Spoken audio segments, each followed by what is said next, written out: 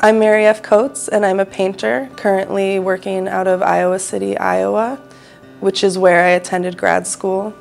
I received my MFA in painting and drawing in 2013. I've been actively painting and teaching since then.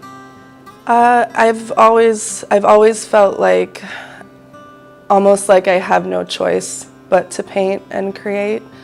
I feel like I can't live without it, so it's not, I wouldn't say not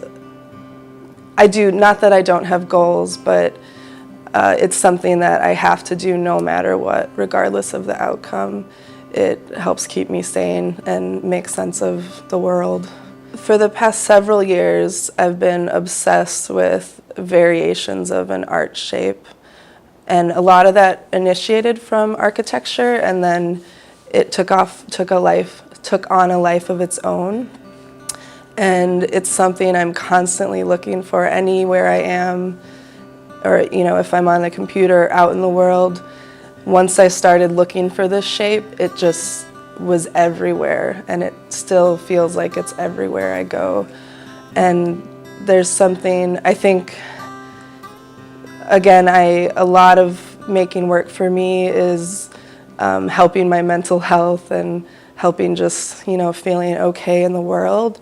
And I think that sort of mantra-esque way of looking at my work it's just very comforting and very motivating for me. I put down color, I put down a form, and then I react to the existing color, and so it's this constant back and forth. So color is one of the most important aspects when I'm working. I've always admired Joseph Albers and always ascribed to his theories of color. I think he changed everything with the interaction of color and how we teach it now. And so he's been a huge influence, and the idea of elusive colors and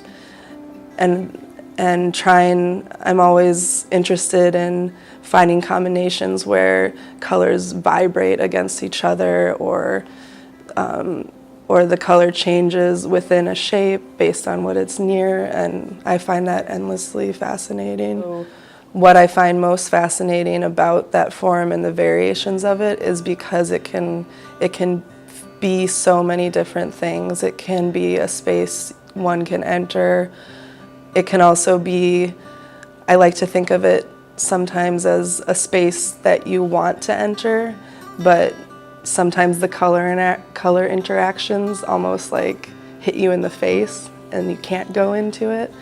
But I love how between paintings and even within the same painting, it can seem like so many different things. It can be a space to enter, it can be a hat, it can be a shelter, it can be so many different things, and I feel like there's endless interpretations to it.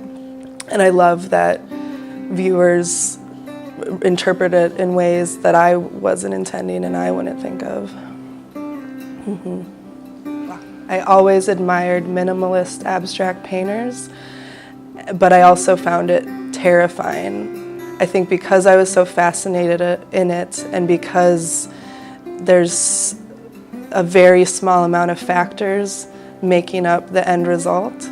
So I think I needed to build confidence and stop making paintings that were overworked and just too much there. And I started to think about every mark having a purpose, and everything there has to have a reason to be there.